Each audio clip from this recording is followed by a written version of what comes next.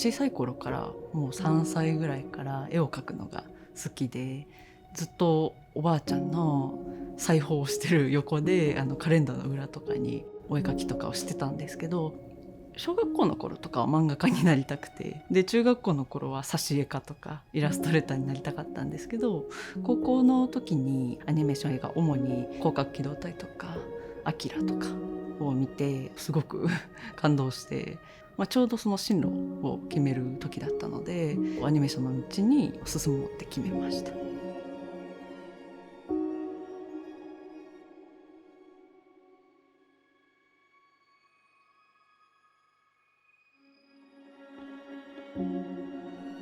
専門学校2年入って出た後に、そのままガイナックスっていうアニメーション会社に就職しまして、動画からスタートしたんですけど、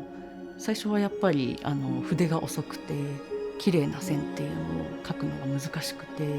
もう最初の月とかもう10枚とかもう描けなかったんですけど、それだと暮らしていけなかったりするので、動画の次は原画っていう動きの元を描けたりとかするので、すごく早くアニメーターとして動きを作ったり画面を作ったりっていうのをやりたかったので、結構こう頑張って、同期とかもいたんですけど、結構こう励まし合いながら動画をやっていって、でその後原画試験っていうのがあるんですけど、原画試験に上がるためには月300枚の動画と継続して3ヶ月やった後についに原画試験が受けれるっていう、ガイナックスはそういうシステムだったんですけど、それをこう達成できるようにすごくこうがむしゃらに動画をやっていたなっていう思い出があります。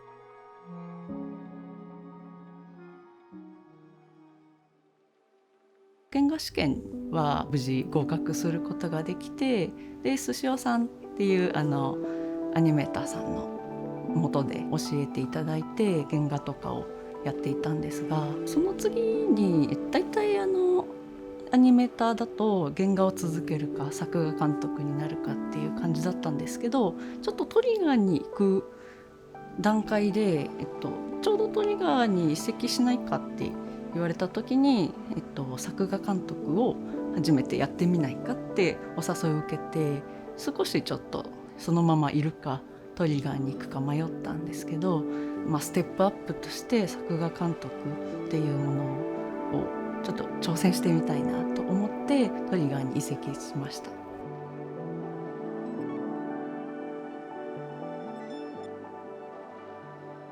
スシオさんから言われてすごく心に残ってるなっていうのは、本当によく観察して調べてから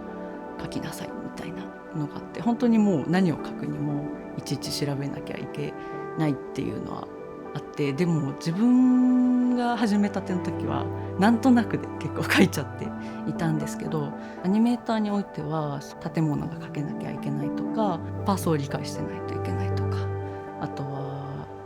乗り物とか生き物とか、人体の動きであったりっていうのを把握して演技とかカットに生かさなきゃいけないっていうのはすごく求められるスキルだったので、すごくこう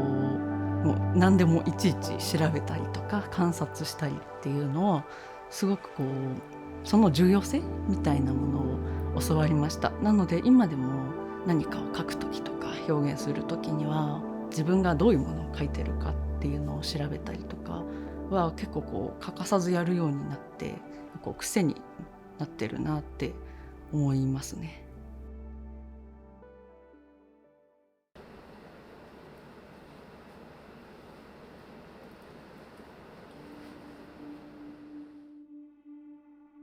アニメーションだとやっぱり分業なので、原画さんからもらった上がりを作画監督するとか、どうクオリティを上げていくとか、結構こう、コントロールするっていうことに専念してたので、一からそのアートを提示したりとか、じゃあ自分がものをゼロから作っていいよって言われた時に、どういう自分の作家性とかを持って表現するっかっていうのになんかこうちょうどイラストの仕事をもらえた時になんか挑戦できるなって思って、自分が始めて自分で完結するものっていうものをなんかちょっと挑戦してみて、どこまでできるかとかどこまで人に伝えれるんだろうかっていうのをなんかこうちょっとやってみたくて、ちょっと先を見越すと自分が育てたアートスタイルをまたアニメに戻せるかもしれないって少し思ったので、結構こうアニメを完全にやめるっていうよりはアニメーターを続けながらイラストもちょっとやっていけるといいかもなって思ってちょっとやってみたっていう感じですね。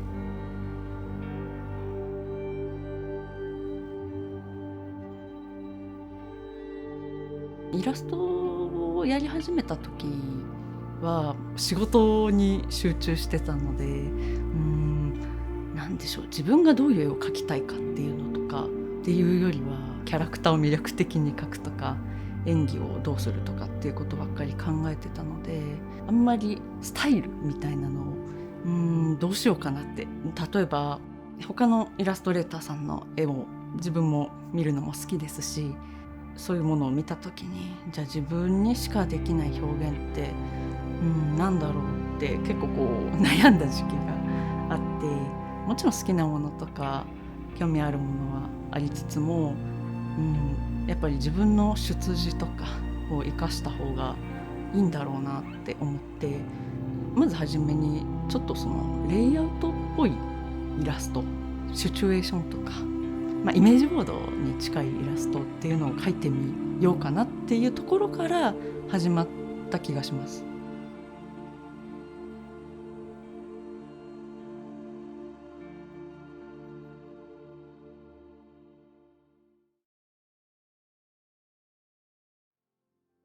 いつもは自分は結構普遍的な感情、変わりたいとか成長したいとか、例えば逆境があるとかっていうものが結構多いんですけど、普段の自分の感情みたいなもの、形にならないものというかみたいなものを自分がアニメーションで例えば培った、動きであったりコマの一瞬であったりっていうものをなんかその形に変えるというか絵にすることが多いですね。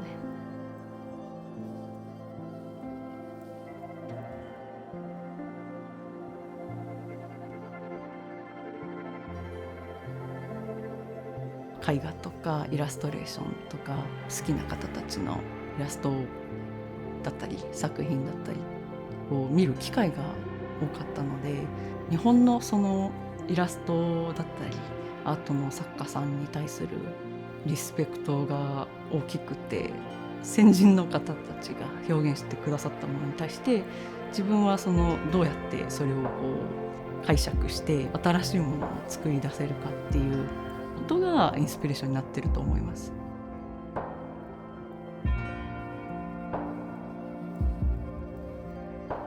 なんかそこから自分らしさをこう獲得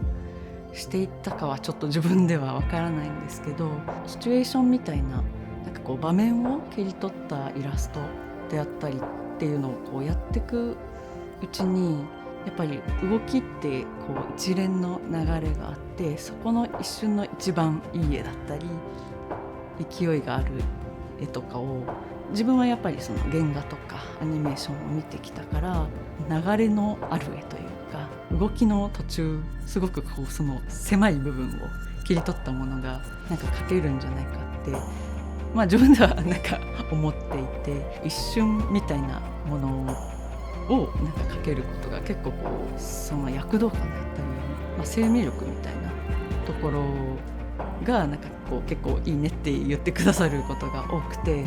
自分はなんかそういう、出自を生かした感じにはなりますけど、自分はそういうスタイルでやってもいいのかも面白いのかもなって思った時期がありました。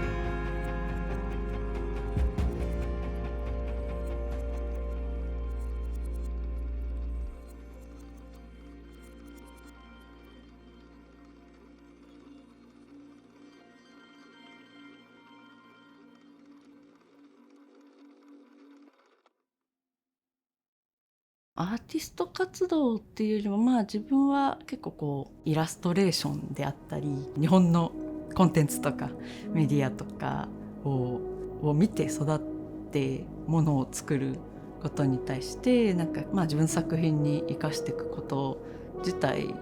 がジャンルみたいなものを結構こう突破できるといいなと思ってて、アーティストだからアートっぽいものを作るっていうよりは好きなものを描き続けるってことがあって、結果的にアートとかそういう意味合いを見出してくださったのはすごくこうありがたいなと思っています。アニメーションのこだわりは、そんなにこう自分一人で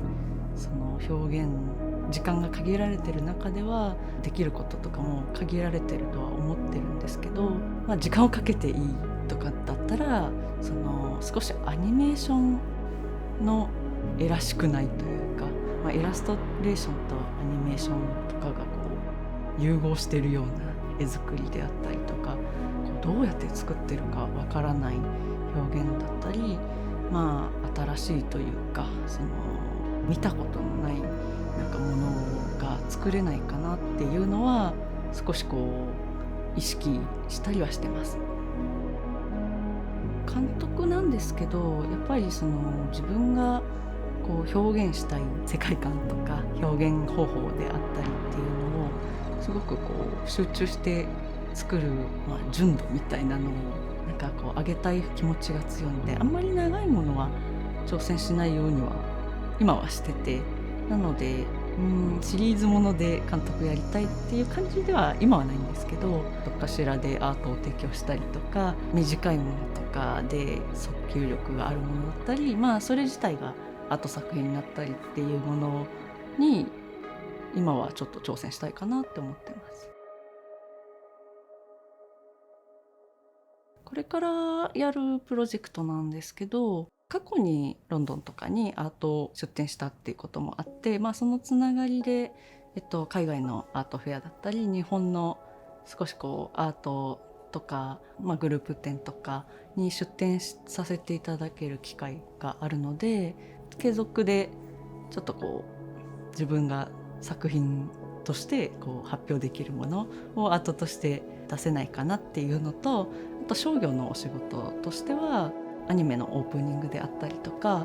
ちょっと自分はまだ表現できる尺というか長さが短いので、そのぐらいの短さで映像を作っていけないかなっていうのの、2つがありますね。